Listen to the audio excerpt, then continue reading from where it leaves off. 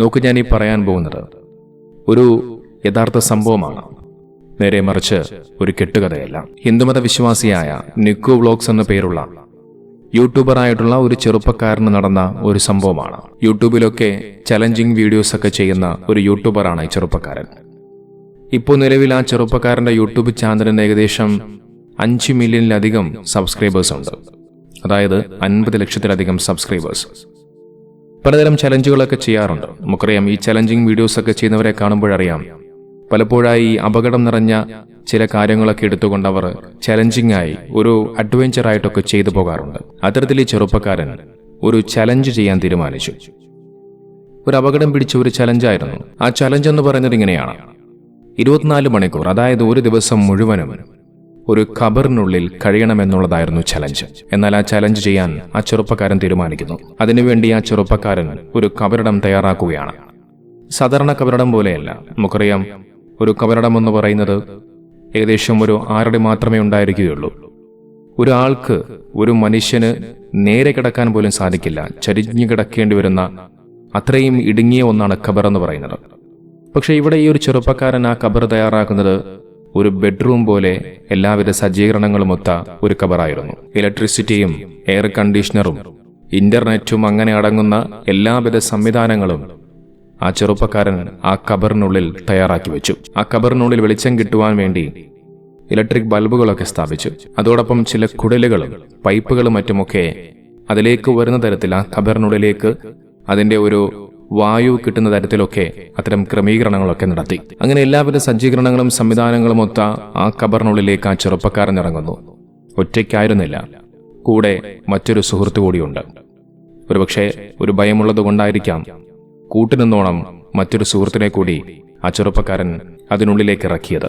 അങ്ങനെ 2 ചെറുപ്പക്കാരും ആ ഖബറിനുള്ളിലേക്ക് ഇറങ്ങിയതിനു ശേഷം സാധാരണ ചെയ്യുന്നത് പോലെ അതിനു മുകളിൽ പലകയും മറ്റുമൊക്കെ വെച്ചുകൊണ്ട് അതിന്റെ മുകളിലൂടെ മണ്ണിട്ട് മൂടുന്നുണ്ട്. അതിനുശേഷം ആ 2 ചെറുപ്പക്കാരും അതിനുള്ളിൽ, ആ ഖബറിനുള്ളിൽ കിടന്നുകൊണ്ട് ഡാൻസ് കളിക്കുന്ന, അർമാദിക്കുന്ന കാഴ്ചകളാണ് പിന്നീട് കാണാൻ സാധിച്ചത്.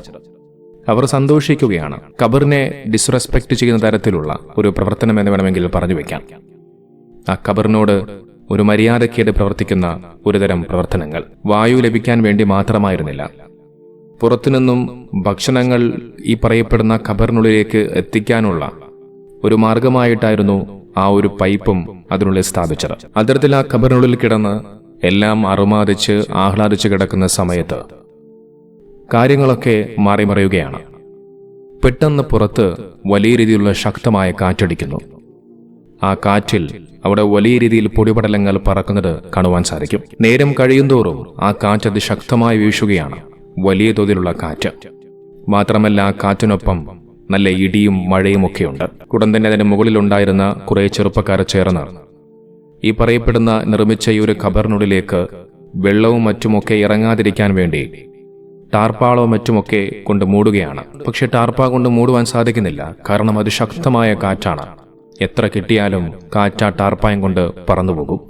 അങ്ങനൊരു സാഹചര്യമാണ്. അവസാനം ആ ശക്തമായ കാറ്റിൽ ഒന്നും ചെയ്യാനാകാതെ വന്ന സാഹചര്യമായപ്പോൾ ആ വെള്ളം ആ മണ്ണിലേക്ക് താഴേക്ക് ഒലിച്ചിറങ്ങി ആ പലകയിലേക്ക് ഇറങ്ങി ആ ഖബറിനുള്ളിലേക്ക് ഒലിച്ചിറങ്ങുന്ന കാഴ്ചയാണ് പിന്നീട് കാണാൻ സാധിച്ചത്. ആ കാഴ്ച കണ്ടതിനകത്തുണ്ടായിരുന്ന 2 ചെറുപ്പക്കാരും ഭയപ്പെടുകയാണ്. അവർ പേടിച്ചിങ്ങനെ നിലവിളിക്കുന്നൊരു സാഹചര്യം. അതുകണ്ട് ഭയപ്പെട്ടിങ്ങനെ വെപ്രാളപ്പെടുന്ന കാഴ്ചയൊക്കെ കാണാൻ സാധിക്കും.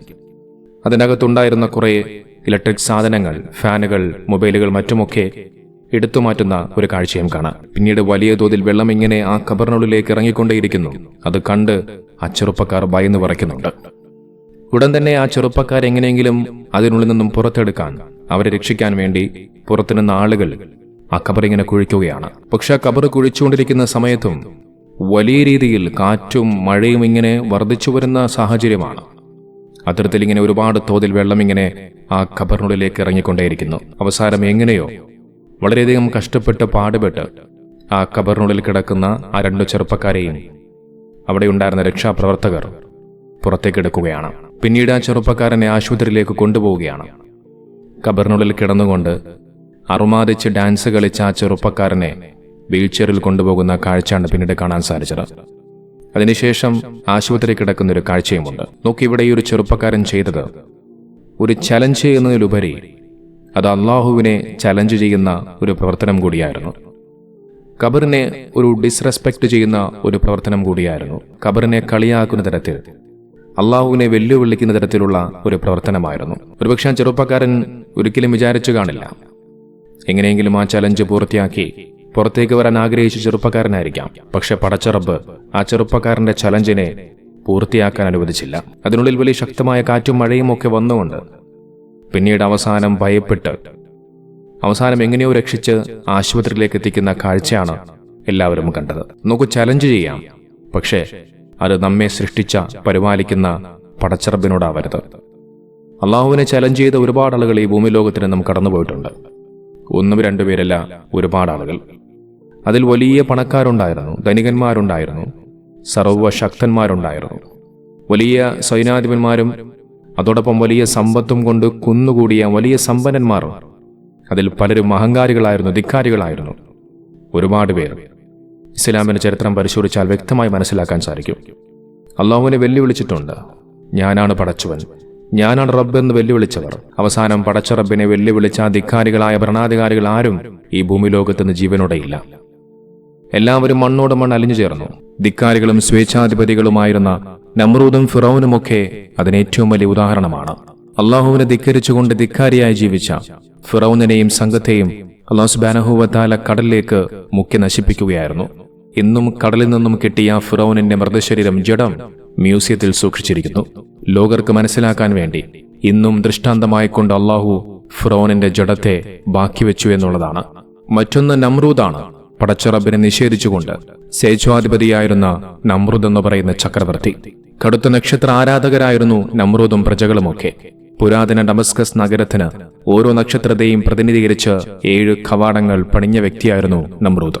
നക്ഷത്രങ്ങൾക്ക് പുറമെ നിർമ്മിച്ച വിഗ്രഹങ്ങളെയും നമ്രൂദിന്റെ സംഘം പൂജിച്ചിരുന്നു. അധികാരം കയ്യിൽ കിട്ടിയ നമ്രൂദ് വലിയ കടുത്ത ധിക്കാരിയായി മാറി. ലോകം പോലും നിയന്ത്രിക്കുന്നത് താനാണെന്ന ധിക്കാരത്തോടുകൂടി പറഞ്ഞുവെച്ചു. സകലതിനെയും സൃഷ്ടിച്ചു പരിപാലിക്കുന്ന പടച്ചറബ്ബായ അള്ളാഹുവിനെ തള്ളിപ്പറയുകയും ചെയ്തു നമ്രൂദ്. അങ്ങനെ ധിക്കാരിയായിക്കൊണ്ട് പടച്ചറബിനെ ധിക്കരിച്ചുകൊണ്ട് അള്ളാഹുവിനെ ചലഞ്ച് ചെയ്ത ആ ധിക്കാരിയായ സ്വേച്ഛാധിപതിയായ നമ്രൂദ് എന്ന് പറയുന്ന ഭരണാധികാരിയെ അല്ലാഹു സുബ്ഹാനഹു വ തആല നശിപ്പിക്കുകയാണ്. അള്ളാഹുവിനെ ഭയപ്പെടാതെ ധിക്കാരികളായി ജീവിച്ച എത്രയെത്ര ഗോത്രങ്ങളെ അല്ലാഹു സുബ്ഹാനഹു വ തആല നശിപ്പിച്ചു കളഞ്ഞു. നിങ്ങൾക്ക് ജീവൻ തന്നത്, നിങ്ങളെ ജീവിപ്പിച്ചത് അള്ളാഹുവാണ് എന്നുണ്ടെങ്കിൽ നിങ്ങളുടെ ധിക്കാരങ്ങൾക്കും നിങ്ങളുടെ അതിക്രമങ്ങൾക്കും മറുപടി പറയാനും അള്ളാഹുവിന് സാധിക്കും. ഇത് എല്ലാവർക്കുമുള്ള ഒരു പാഠമാണ്. പടച്ചറബിനെ വെല്ലുവിളിക്കുന്നവർക്കുള്ളൊരു പാഠം.